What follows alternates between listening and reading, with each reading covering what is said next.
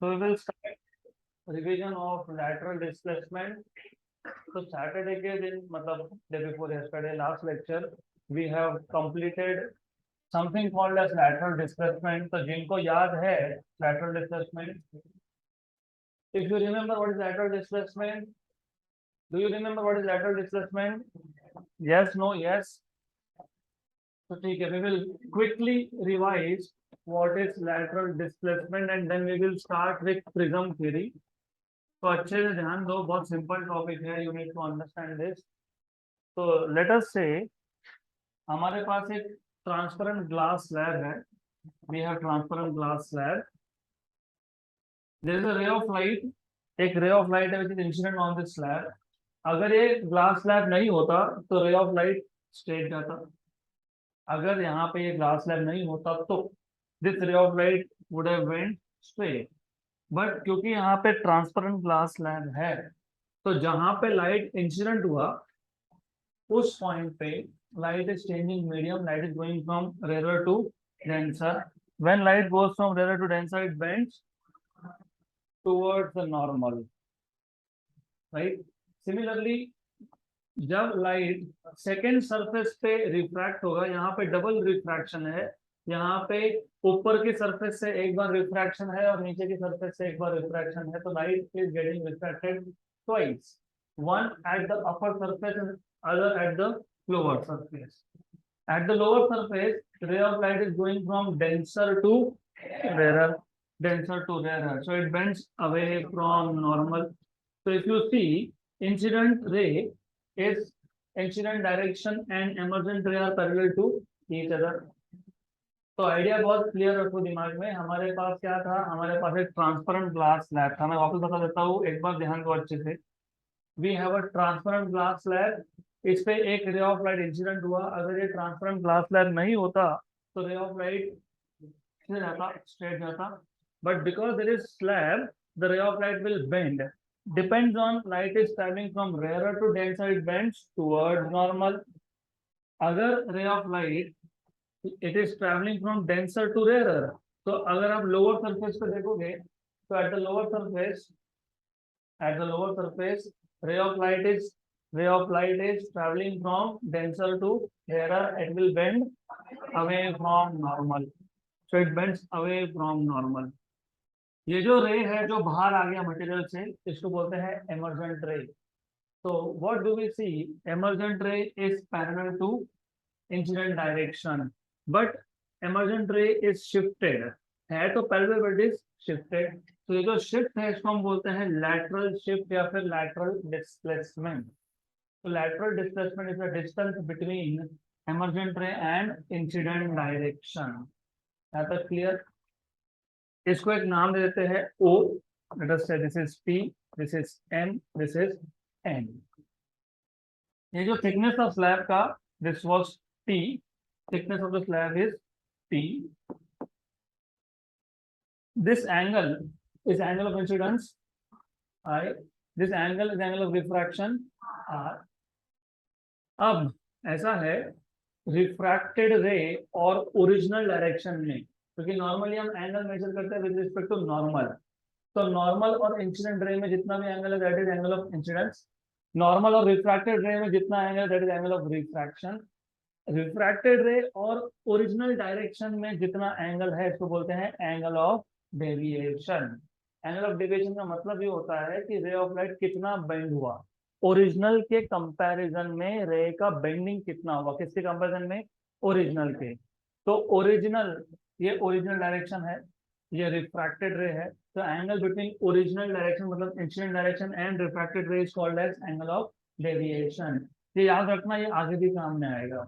तो angle of deviation is always the angle between incident and refracted ray, incident direction and refracted ray. Then if you see, ये angle I है तो ये पूरा angle भी I होगा, vertically opposite, correct. So from this diagram I equal to R plus delta. I equal to R plus delta. Equation number 1 लिख के रख दो, देखते हैं बाद में लगेगा तो लगेगा. We will use this. फिर मैंने आपको बताया था यहाँ पे दो राइट एंगल ट्राइंगल है. एक है O M N O M N, हमको फाइंड क्या करना है? लेटरल डिस्टेंस मतलब कौन, ये किसका अपोजिट है?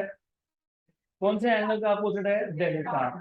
अपोजिट साइड, ये कौन से ट्रिग्नोमेट्रिक फंक्शन में आता है? साइन। तो you will start with sine delta equal to opposite side which is M N upon hypotenuse which is O N.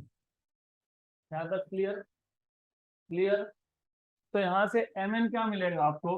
M N will be equal to O M sine delta, but O M कितना है? O M तो O M है। What is M N? What is M N? D. O M is hypotenuse, उसको रखते हैं sine delta. What is delta from here? I minus R, तो I minus R. अब रह गया ओ एम। ओ एम मतलब hypotenuse. अब problem ये है कि ये ओ एम ये मेजर नहीं कर सकते क्योंकि ये रे, this is the path along which the रे इज गोइंग। ये पाथ है। आप लाइट को कैसे फॉलो करोगे? मटेरियल के अंदर फॉलो कर सकते हो क्या? दिखता है क्या ऐसा जा रहा है अंदर? नहीं दिखता ना। मेजर हो सकता है क्या? नहीं हो सकता। लेकिन क्या मेजर हो सकता है? थिकनेस। तो एक काम करो, ओ एम ये हाइपोटेन्यूस है और एक राइट एंगल ट्राइंगल का, कौन सा? O P M. तो by definition what is cos of are?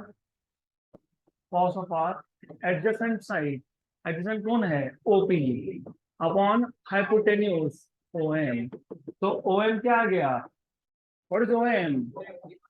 OP by cos R. But what is OP? Thickness. Thickness और one upon cos R is sec R. Equation number 3, इसको equation number 2 में substitute कर दो। तो therefore from equation number 2 and 3, from equation number 2 and 3 क्या था? Equation number 2 D equal to O M, but what is O M? T sec R and sine of I minus R. Clear? तो ये था equation for lateral displacement. Now let us move ahead with the next important topic, that is prism theory. अब before we go ahead with deriving prism formula, हमको यहाँ पे prism formula derive करना है। उससे पहले हम बेसिक्स देखेंगे। बेसिक मतलब सबसे पहले what is a prism. Prism से रिलेटेड 4-5 डेफिनेशन इंपॉर्टेंट है। For example what is angle of prism, उसको रिफ्रैक्टिंग एंगल भी बोलते हैं। फॉर एग्जाम्पल रिफ्रैक्टिंग सरफेसेस क्या है, what is edge of a prism, what is principal section of a prism and what is base of prism. तो ये 4-5 important definition हमको लगने वाले हैं। Before we start defining all this, सबसे पहले you must know what is a prism. सबसे पहले पता होना चाहिए कि प्रिज्म क्या है। तो प्रिज्म क्या है, प्रिज्म दिखता कैसा है, लेट अस सी। तो मैं जो कुछ भी बोल रहा हूँ अब, ये हमको डिफाइन भी करना है, मतलब वर्ड्स में भी लिखना है। तो what is prism, how will you define what is prism? Prism कैसे डिफाइन करोगे? Veg shape, transparent medium which has 3 rectangular surfaces and 2 triangular surfaces। तो ये एक ट्राइंगल है और एक ट्राइंगल आएगा इसमें। You have one more triangle something like this. Then if you C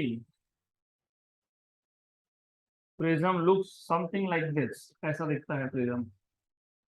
correct? कितने ट्राइंगल सरफेस है? 2, फ्रंट एंड बैक। कितने रेक्टेंगल है? 3, 2 साइड और एक बेस। करेक्ट? तो डिफाइन करते वक्त हम डिफाइन भी करते जाएंगे, इंपॉर्टेंट इंपॉर्टेंट डेफिनेशन भी लिखते जाएंगे और डायग्राम में भी दिखाते जाएंगे। तो सबसे पहले प्रिज्म को डिफाइन करना, इट इज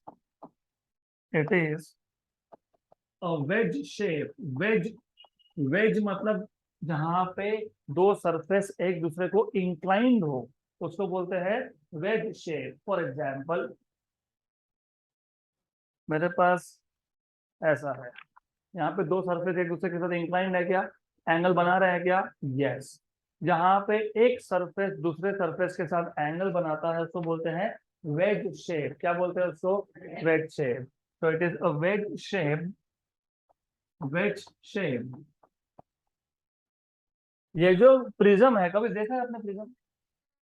तो इज इट ट्रांसपेरेंट? यस। तो प्रिज्म कभी देखा है? प्रिज्म प्रिज्म प्रिज्म देखा है?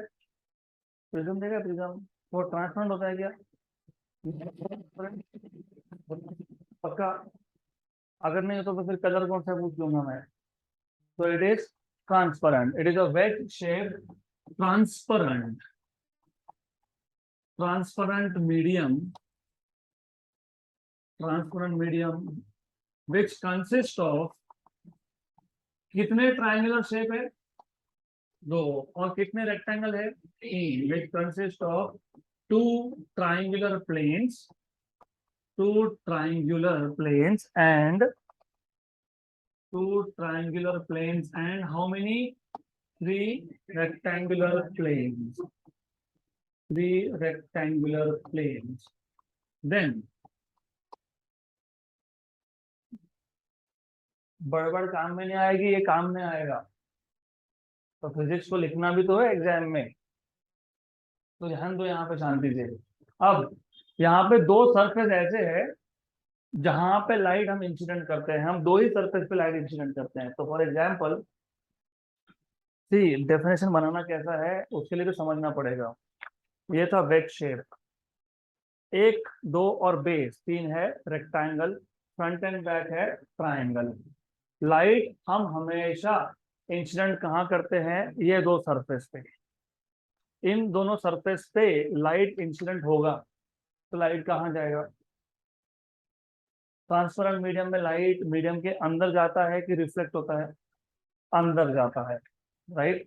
और जब लाइट मीडियम के अंदर जाता है तो हम उसको कॉन्सेप्ट को क्या बोलते हैं? Refraction. What is refraction? Bending of light. कब हुआ bending of light? When light changes medium. तो अब हमेशा याद रखो, तीन रेक्टेंगुलर सरफेस में से दो ऐसे सरफेस है जहां पे हम लाइट को इंसिडेंट करेंगे। तो we will just incident light over here, correct. यहाँ पे इंसिडेंट करेंगे या फिर इस तरफ से इंसिडेंट करेंगे, दोनों में से एक, राइट। दोनों में से एक साइड पे लाइट इंसिडेंट होगा। जब भी लाइट इंसिडेंट होगा light will go inside, and when light goes inside it is said to be refracted. तो प्रिज्म को आप ऐसा भी बोल सकते हो, it is a transparent medium bounded by two surfaces. लेकिन ये सरफेस पे क्या होगा? रिफ्रैक्शन होगा। तो क्या बोलेंगे? It is bounded by to refracting surfaces. Clear? तो ये दोनों सरफेस कौन है? रिफ्रैक्टिंग। कौन है? रिफ्रैक्टिंग। कौन है? Refracting, right. तो अब लिखते वक्त, prism is a part of transparent medium, prism is a part of transparent medium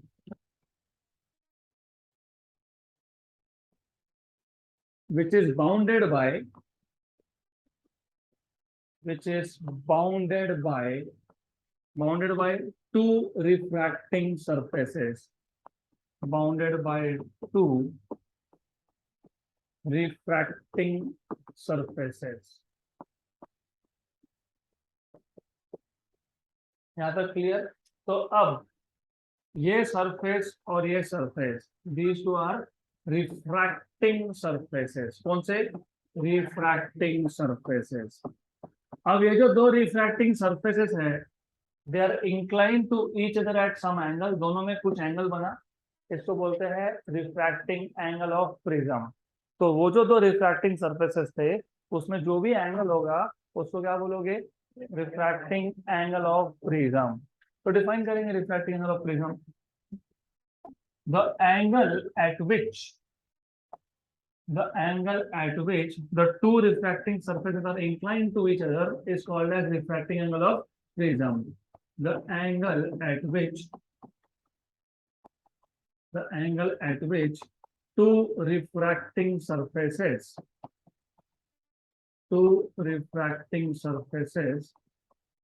are inclined to each other, is known as refracting angle of prism.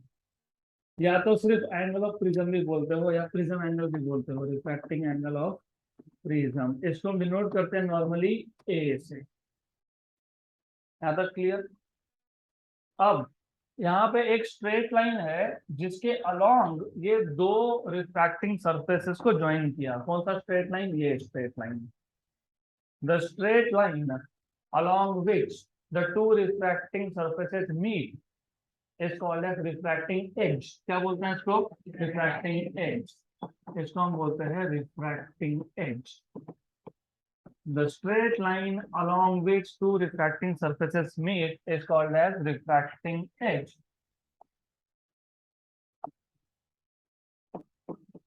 The straight line along which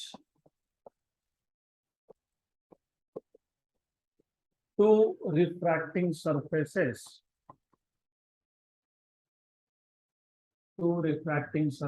meet is known as refracting edge। ये 1 mark के लिए definition आ सकता है, is known as refracting edge। नहीं भी आया तो पता होना चाहिए, क्योंकि अगर ये नहीं पता तो आगे का कुछ समझ में नहीं आएगा। ये कौन है? Refracting edge. अब रिफ्रैक्टिंग एज को अपोजिट, रिफ्रैक्टिंग एज को अपोजिट एक साइड है, उसको बोलते हैं बेस ऑफ प्रिज्म। क्या बोलते हैं उसको? Base of prism. The side opposite to refracting edge is known as base of prism. क्योंकि आगे काम में आएगा, लेंस के टाइम पे मैं बोल दूंगा बेस ऑफ प्रिज्म, तो समझ में आना चाहिए base of prism is the side opposite to refracting edge। The side opposite to the side opposite to the refracting edge, to the refracting edge is known as base of prism। Is known as base of prism। Clear? पक्का? अब क्या रह गया? तो let us have a look at what is remaining now. अब रह गया principal section. Principal section मतलब क्या? फॉर एग्जांपल लेट अस से हमने यहाँ पे एक, ये एक प्रिज्म है, प्रिज्म को हमने कट किया। और हमने प्रिज्म कट कैसे किया? हमने कट किया परपेंडिकुलर टू एज। करेक्ट? अब फॉर एग्जांपल थोड़ा सा इमेजिनेशन बढ़ाना पड़ेगा। ये हमारे पास प्रिज्म था, ये एज है, एज को परपेंडिकुलर काटा हमने, तो क्या दिखेगा आपको? Imagine triangle. क्या दिखेगा? उसको क्या बोलोगे? Principal section. क्या बोलेंगे उसको? डिफाइन कैसे करेंगे? The section of prism which is perpendicular to the edge, refracting edge, is called edge principal section. क्या बोलेंगे उसको? Principal section. करेक्ट? यहाँ तक क्लियर? पक्का? Yes, good. तो व्हाट आई वांट इज कि आप उधर ध्यान मत दो, we have a entertainer here and I like it because of course ऐसे फ्री वाले हमको कम मिलते हैं एंटरटेन करने वाले। तो thank you mister whoever you are, and I will be very helpful कि आप दूसरे मोबाइल से लॉग इन कर लो, थोड़ा सा ज्यादा ध्यान रहता है। Okay, good good. तो आई रियली अप्रिशिएट, अगर आप में से कोई हो तो थैंक यू सो मच। इतना ध्यान, बच्चों का इतना ध्यान आज तक देखा नहीं मैंने। तो bugs are also good sometimes। So anyways, let us define now। तो बताओ प्रिंसिपल सेक्शन कैसे डिफाइन करोगे? कैसे करेंगे? क्या किया हमने? कट किया। किसको कट किया? प्रिज्म को। कैसे कट किया? Perpendicular to refracting edge. तो how will you define it? Simple. कैसे डिफाइन करेंगे? बोलो। The section of prism, the section of prism which is perpendicular,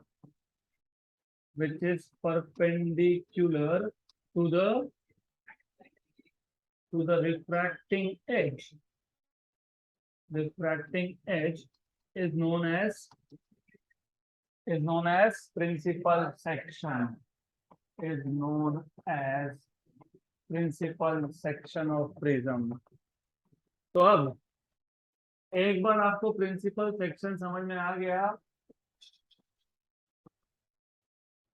आगे एक फॉर्मूला डिराइव करना है जिसको हम लोग बोलते हैं प्रिज्म फॉर्मूला। तो अगर आपको प्रिंसिपल सेक्शन क्या है ये पता है, एंगल ऑफ इंसिडेंस पता है, एंगल ऑफ रिफ्रैक्शन पता है, रिफ्रैक्टिव इंडेक्स का डेफिनेशन पता है, मतलब स्नेल्स लॉ पता है, प्रिज्म के बेसिक कॉन्सेप्ट पता है, तो प्रिंसिपल सेक्शन बोला मतलब कौन सा शेप, ट्रायंगल। Very good. अब एक चीज समझ लो वापस एक बार, ये जो प्रिज्म है, हम प्रिज्म पे दो ही साइड से लाइट को इंसिडेंट करते हैं, एक इस सरफेस से, दूसरा इस सरफेस से। इसको क्या बोलते हैं, रिफ्रैक्टिंग एज, रिफ्रैक्टिंग सरफेस। दो रिफ्रैक्टिंग सरफेस को जो लाइन ज्वाइन करता है वो रिफ्रैक्टिंग एज। अब लाइट को मैं यहाँ पे इंसिडेंट करूँ या यहाँ पे करूँ या यहाँ पे करूँ, जब आप सामने से देख रहे हो तो आपको कौन दिखता है, ट्राइंगल, मतलब principal section.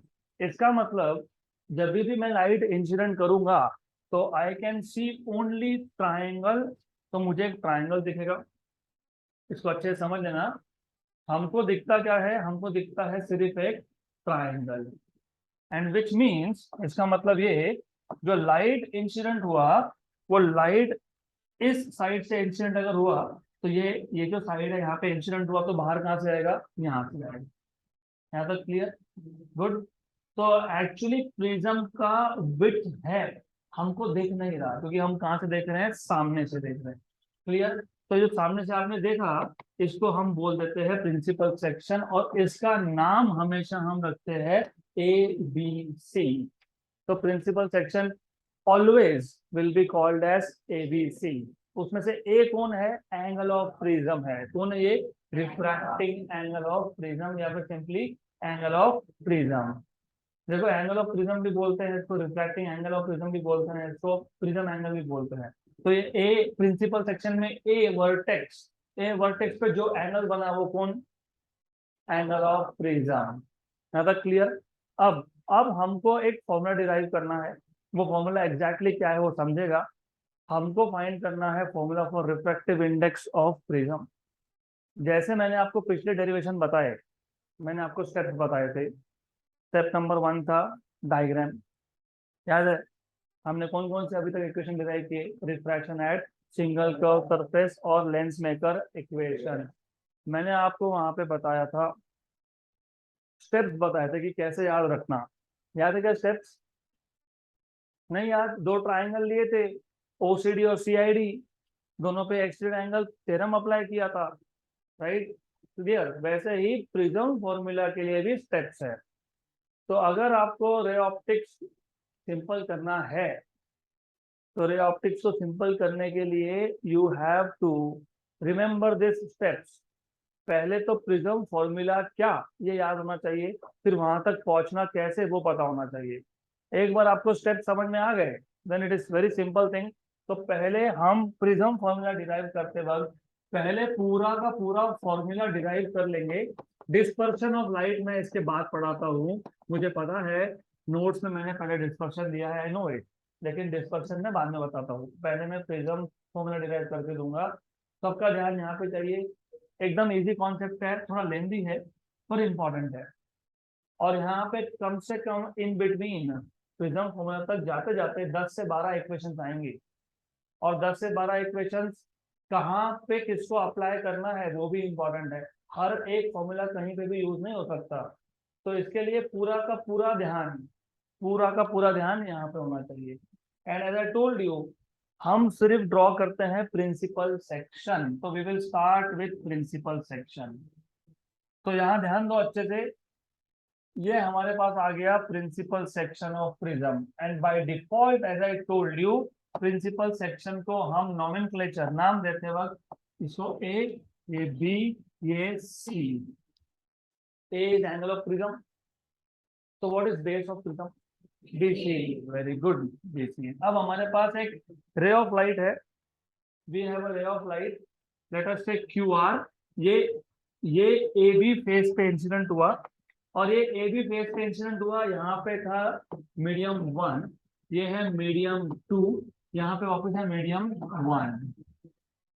If medium 1 is rare medium, light is going from rarer to denser, it bends towards normal. तो पहले तो नॉर्मल ड्रॉ करना पड़ेगा. यहाँ पे नॉर्मल ड्रॉ कर लेंगे. जानबूझ के मैंने नॉर्मल एक्सटेंड किया फॉर सम रीजन, बताता हूँ क्यों.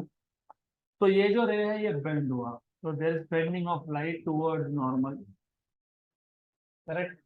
देन अब सेकेंड सरफेस पे, एसी सरफेस पे, एसी सरफेस पे वापस रिफ्रैक्शन हुआ. Now light is going from denser to rare, it will bend.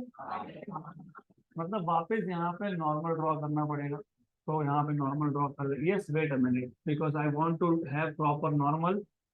तो यहाँ पे हम नॉर्मल ड्रॉ करने वाले हैं. तो you will need to have normal here. तो मान लो ये नॉर्मल है. मैंने इंटेंशनली नीचे एक ट्रायंगल बनाया है क्योंकि उसका यूज होने वाला है. Right. Good. Then light is traveling from denser to rarer, it bends away from normal. अब पहले कुछ एंगल्स जो हमारे पास है उसको नाम दे देते हैं. ये है एंगल ऑफ इंसिडेंस I, ये है angle of refraction R1. R1 क्यों? क्योंकि रिफ्रैक्शन एक बार यहाँ पे हुआ, दूसरी बार यहाँ पे हुआ, तो R2. ये क्या है? Angle of emergence. इसको एंगल ऑफ एमरजेंस क्यों बोला? क्योंकि QR ये रे, ये जो रे है ये इंसिडेंट हुआ. अभी शायद PQ नाम दिया है, आई डोंट रिमेम्बर क्या नाम दिया. PQ दिया होगा शायद. PQ क्या फर्क पड़ता है, doesn't matter, nothing is there in the name. तो ये कौन सा है? ये P है. ये क्या है? P. ये क्या है? Q. ये कौन है? ये कौन है? S. अब पहली बार पूरा डायरेक्शन समझ लो, फिर लिखना कैसे है वो बता देता हूँ. लिखने के लिए क्या बोलोगे? Consider principal section ABC of a prism. Correct. Let ray, कौन सा ray? PQ is incident on side AB of prism. Right. Let this ray refract along QR. तो QR कौन हो गया? रिफ्रैक्टेड रे. और RS कौन हो गया? एमरजेंट रे. यहां तक क्लियर? पक्का?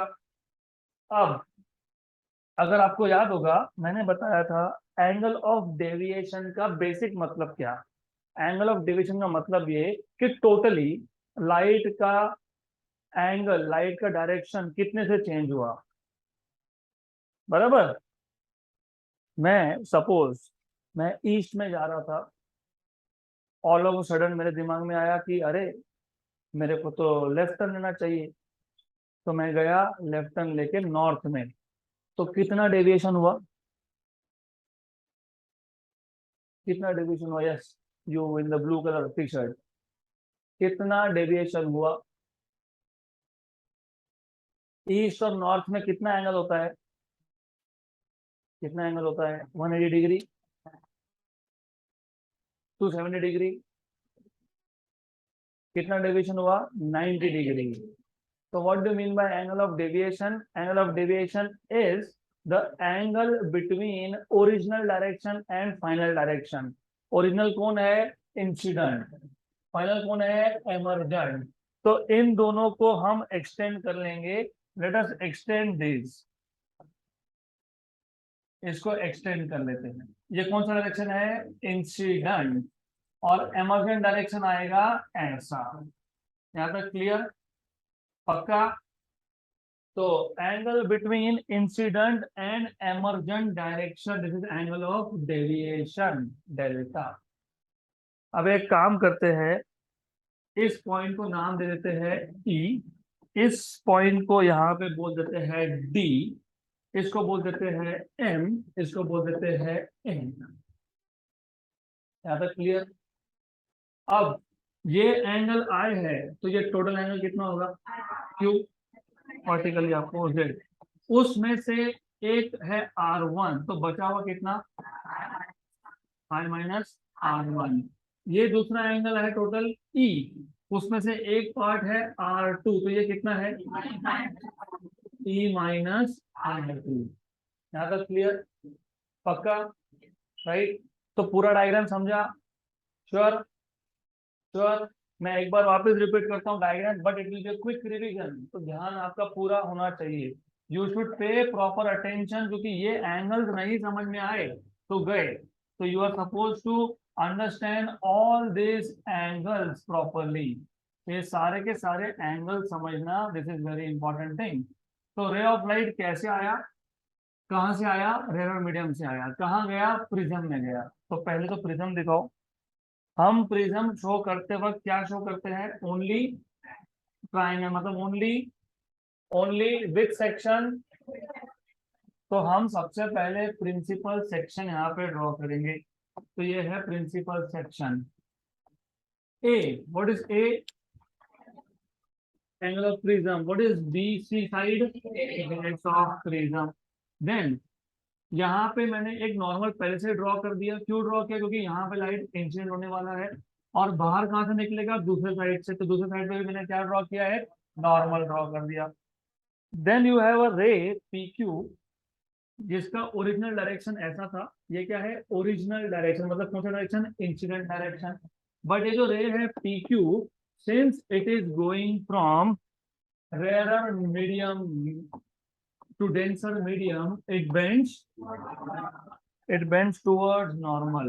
तो it bends towards normal। तो ये रे कौन सा हो गया, रिफ्रैक्टेड रे। कौन सा रे है ये, रिफ्रैक्टेड रे। फिर ये जो रिफ्रैक्टेड रे क्यू आर है, ये दूसरे साइड से बाहर आ रहा है, दूसरे साइड से बाहर आ रहा है, सेकंड साइड से बाहर आएगा, राइट। तो ये रे कौन सा हो जाएगा, एमरजेंट रे। कौन सा आ जाएगा, एमरजेंट रे। अब अगर मैं एमरजेंट रे को अब रिवर्स डायरेक्शन में, उल्टी डायरेक्शन में एक्सटेंड करता हूं, तो ऐसा ट्रायंगल बनेगा, right. Then you should know, इसको नाम दे देंगे हम लोग एस। इंसिडेंट रे कौन सा है, रिफ्रैक्टेड कौन सा है, क्यू आर, और एमरजेंट कौन सा है। तो एमरजेंट रे नॉर्मल के साथ जो एंगल बनाएगा वो क्या होगा, इंसिडेंट रे जो बनाएगा वो क्या होगा, पहला रिफ्रैक्शन क्या हुआ, यहाँ पे ये पॉइंट, ये पॉइंट एफ नहीं ई, नाम कुछ भी हो कोई फर्क नहीं पड़ता है मुझे। This angle is delta, angle of derivation. ये पॉइंट को एम, इसको नाम देते हैं एन। ये टोटल एंगल कितना है, तो बचा हुआ कितना है, ये कितना है, टी माइनस आर टू। यहाँ तक क्लियर। अब प्रोसेस समझ लो। प्रिज्म फॉर्मूला डिराइव करने का एक स्टैंडर्ड प्रोसेस है, वो आपको किसी बुक में नहीं मिलेगा, क्योंकि वो आपको खुद से बनाना पड़ता है। जैसे वहां पे था, दो ट्रायंगल थे, यहाँ पे अपर ट्रायंगल, लोअर ट्रायंगल, क्वाड्रिलैटरल। ये सीक्वेंस याद रखना, अपर ट्रायंगल, लोअर ट्रायंगल, क्वाड्रिलैटरल। अपर ट्रायंगल मतलब ये क्यू ई आर ट्रायंगल। तो पहले हम अपर ट्रायंगल यूज करेंगे। तो अपर ट्रायंगल लेंगे, अपर ट्रायंगल है Q E R. Q E R ऐसा एक ट्रायंगल है जिसमें ये Q पॉइंट है, ये R पॉइंट है, ये E पॉइंट है, ये डेल्टा है, ये I माइनस R1 है, ये E माइनस R2 है। अब देख के समझ में आ जाना चाहिए। Look at the diagram and tell me which theorem you will apply. Extend angle theorem. तो एक्सटेंड एंगल थ्योरम कौन है, एक्सटेंड एंगल कौन है, डेल्टा। रिमोट इंटीग्रल कौन है, प्लस E माइनस R2। तो delta equal to I minus R1 plus E minus R2। तो delta equal to I plus E, दोनों में से माइनस साइन कॉमन निकालिए, R1 प्लस इक्वेशन नंबर 1। ये इक्वेशन नंबर 1 इन जनरल किसी भी prism के लिए कौन से भी कंडीशन में एप्लीकेबल है। मैं ऐसा क्यों बोल रहा हूँ किसी भी प्रिज्म और कौन सी भी कंडीशन, फॉर टू रीजन। एक एक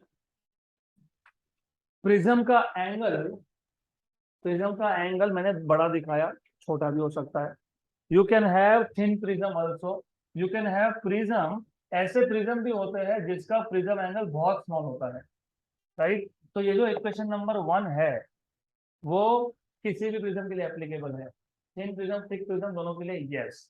दूसरा दूसरा इफ यू नोटिस, अगर आपने देखा होगा अच्छे से, मैंने जानबूझ के ऑन इंटेंशन ये रिफ्रैक्टेड रे क्यू आर, ये बेस को क्या दिखाया है, पैरेलल दिखता है कि Q R parallel to base, हमेशा ऐसा होगा क्या, नहीं, समटाइम्स, मैंने most of the times actually ray ऐसा आएगा, it is going from rarer to denser bends towards normal, यहाँ आया और यहाँ से ऐसा गया। तो इस केस में रिफ्रैक्टेड रे ये बेस को पैरेलल है क्या, नहीं। तो जो इक्वेशन नंबर 1 है ये जनरल इक्वेशन है, ये कहीं पे भी अप्लाई कर सकते हो, याद रखना। आगे जाके कुछ इक्वेशन ऐसे आएंगे जो स्पेसिफिक कंडीशन में ही यूज होते हैं। तो delta equal to I plus E minus R1 plus R2 is general formula for any type of prism. मैंने आपको सीक्वेंस बताया था, अपर ट्राइंगल फिर लोअर ट्राइंगल। अब लोअर ट्राइंगल कौन है, क्यू आर डी, कौन है, तो क्यू आर डी। अब यहाँ पे एक्सटीरियर एंगल थ्योरम नहीं लगेगा, क्यों नहीं लगेगा, क्योंकि एक्सटीरियर एंगल है ही नहीं, तो क्या लगेगा, है क्या, नहीं है। तो ये R1 था, ये R2 है और ये D है। हमको पता नहीं ये राइट एंगल ट्राइंगल है, पता नहीं ये इक्विलेटरल ट्राइंगल है, पता नहीं ये आइसोसेलेस ट्राइंगल है, पता नहीं, पता हो नहीं हो, एक प्रॉपर्टी सब ट्राइंगल के लिए होता है, sum of all angles of a triangle is 180। तो ये जो पहला एंगल है R1 प्लस दूसरा एंगल है R2 प्लस तीसरा एंगल का नाम नहीं तो D बोल देते हैं, क्या बोल देंगे, D इक्वल टू, तो R1 प्लस R2 माइन, एक काम करो ना, एक काम करते हैं, what we will do is, ये जो D है D को एक साइड पे रखो, बाकी उसको वहां भेज दो, 180 माइनस R1 माइनस R2, लेकिन माइनस साइन निकाल लिया कॉमन, इक्वेशन नंबर 2। ये इक्वेशन नंबर 2 भी किसी भी प्रिज्म के लिए चलेगा, बराबर। अपर ट्राइंगल हो गया, लोअर हो गया, फिर मैंने बोला था quadrilateral, look, Q A R D, Q A R D. अब एक ए क्यों लाया, क्योंकि नॉर्मली जब आप प्रिज्म खरीदते हो, लाते हो, तो आपको वहां पे लिखा होता है what is angle of prism, what is angle of prism मतलब ए, तो ए पता होता है, तो यू विल यूज क्वाड्रिलैटरल, कौन सा क्वाड्रिलैटरल, क्यू ए आर और डी, ये स्ट्रेट लाइन में होना चाहिए था, ठीक है, doesn't matter, fine, this is how it is. बड़बड़ गड़बड़ बंद कर दो, अभी तक सब अच्छे जैसे बिहेव कर रहे थे, पता नहीं बीच बीच में क्या हो जाता है। तो ये कौन सा, ये क्या था, ये कौन सा, ये कौन है, you know what is sum of two opposite angles of a quadrilateral, 180, A plus D 180, तो what is D, equation number 3। Equation number 2 और 3 का लेफ्ट हैंड साइड सेम है, तो राइट हैंड साइड क्या आएगा, तो फ्रॉम इक्वेशन नंबर 2 एंड 3, 2 का right hand side है 180 minus R1 plus R2 equal to 180 minus A, 180 minus A, 180 तो क्या बचा, minus R1 plus R2 equal to, minus है माइनस ए भी, तो क्या आया, इक्वेशन नंबर, ये 4 इक्वेशन कहाँ जाएगा, 1 में, R1 प्लस R2, तो therefore from equation number 4 and equation number 1, यहाँ पे ध्यान दो, delta equal to I plus E minus minus A, हाँ R1 प्लस R2 मतलब ए, इसको शिफ्ट कर दो, क्या आएगा, डेल्टा प्लस ए, या फिर ए प्लस डेल्टा, एक ही बात है, A plus delta equal to I plus E, equation number 5।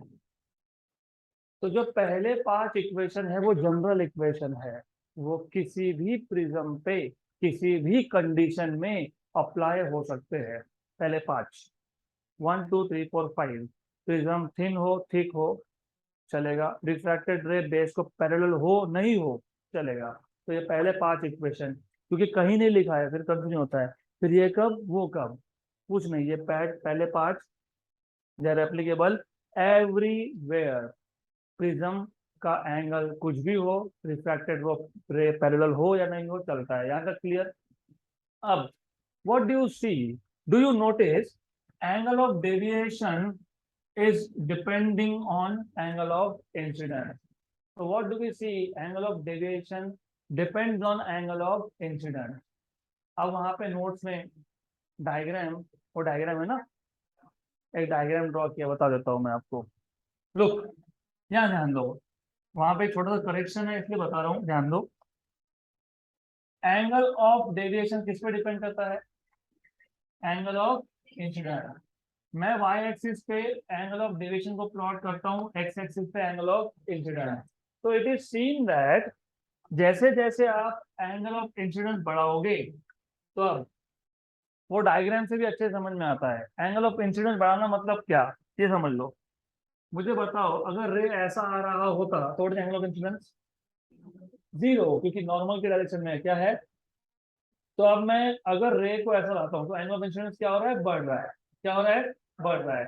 तो जैसे जैसे एंगल ऑफ इंसिडेंस बढ़ता है, पहले एंगल ऑफ डेविएशन कम होता है। As angle of incidence increases, angle of deviation decreases, then angle of deviation reaches a minimum value. और उसके बाद अगर आपने एंगल ऑफ इंसिडेंस को वापस बढ़ाया तो angle of deviation start increasing again.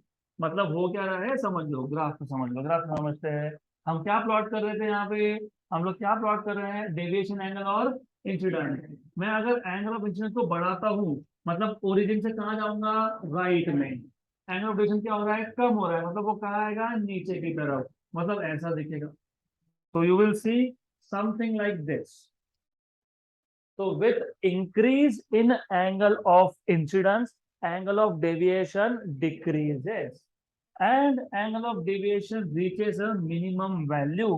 इसको हम बोलते हैं एंगल ऑफ मिनिमम डेविएशन। क्या बोलते हैं?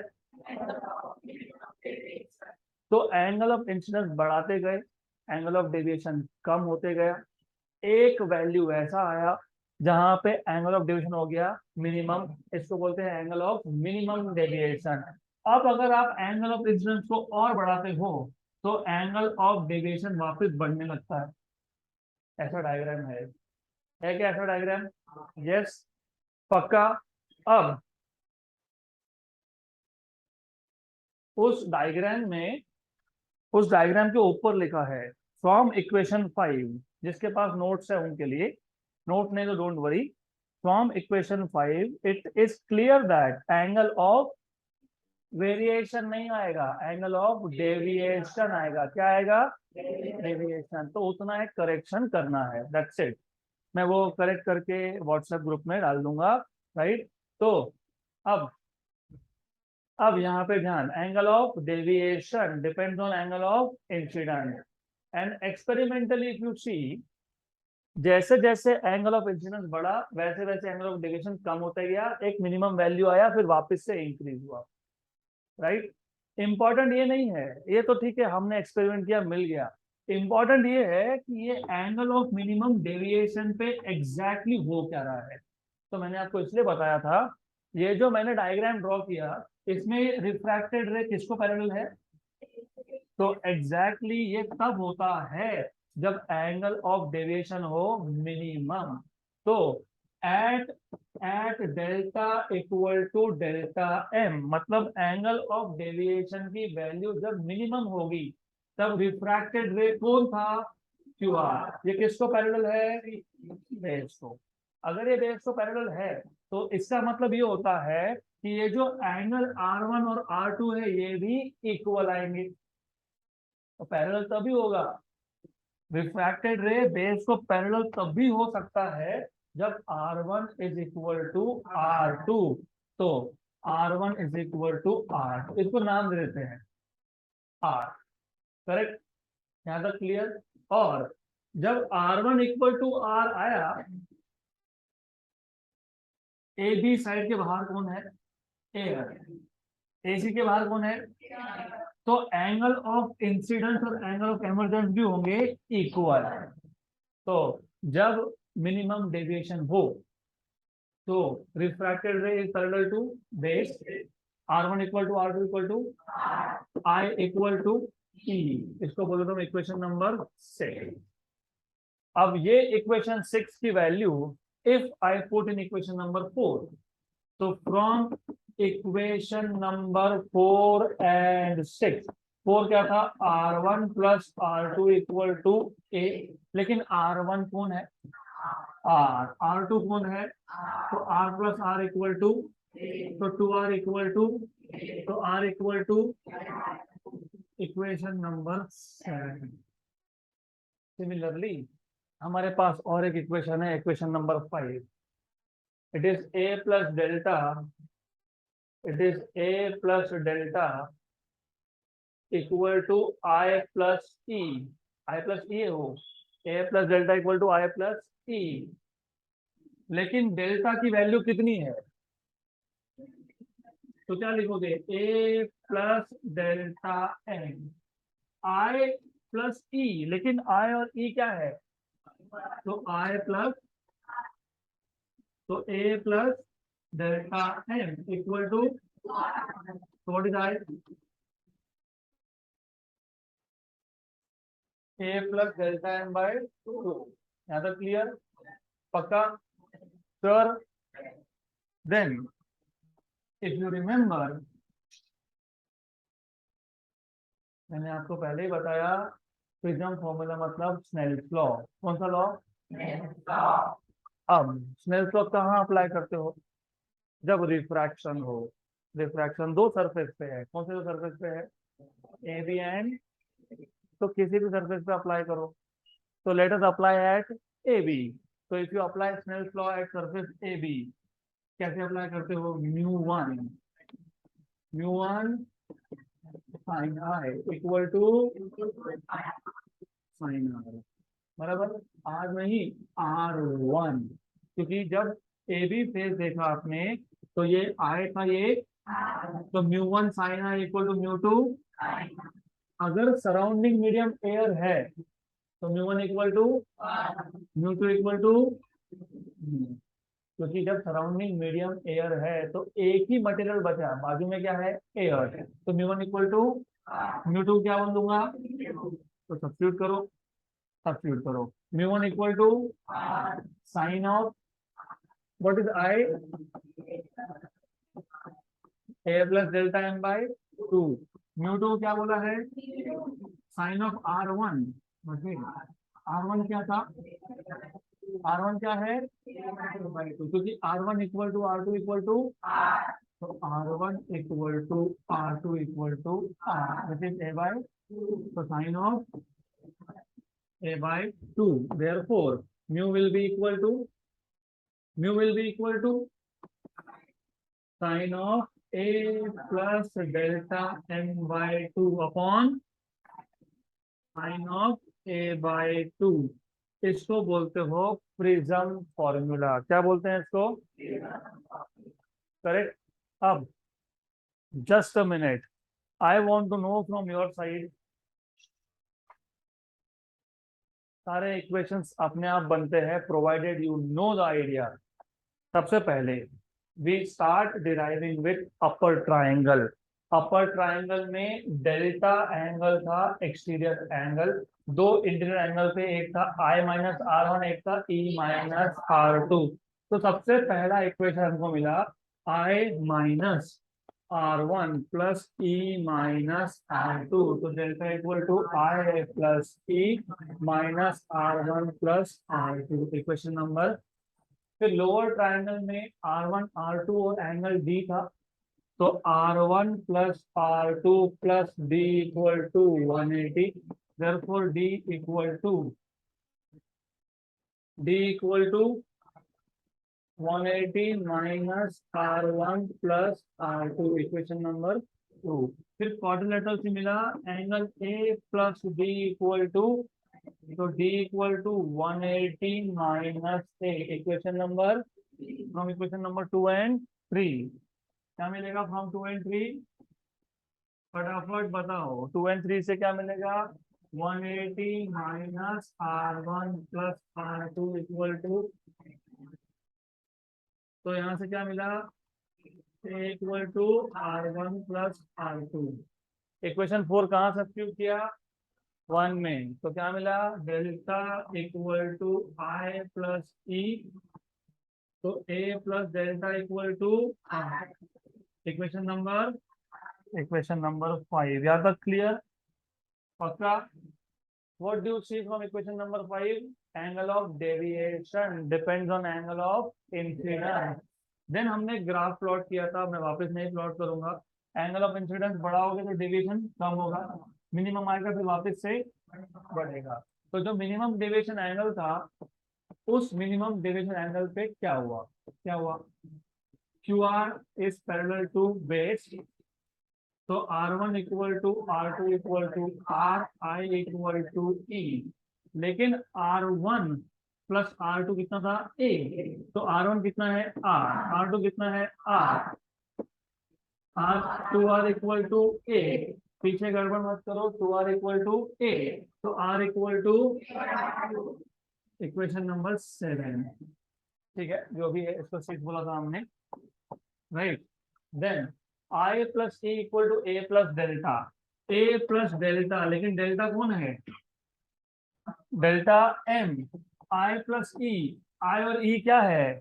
सेम, तो I प्लस, तो A plus delta M equal to 2। I equal to A plus delta M by 2। अब अगर आप ए बी फेज पे स्नेल्स लॉ अप्लाई करोगे, तो μ1 sin I equal to μ2 sin R1।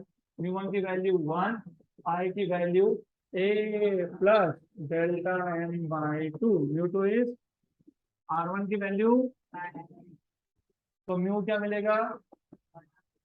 Sign of A plus delta M by 2 upon, ये कौन सा formula है? Okay, so that's it for today.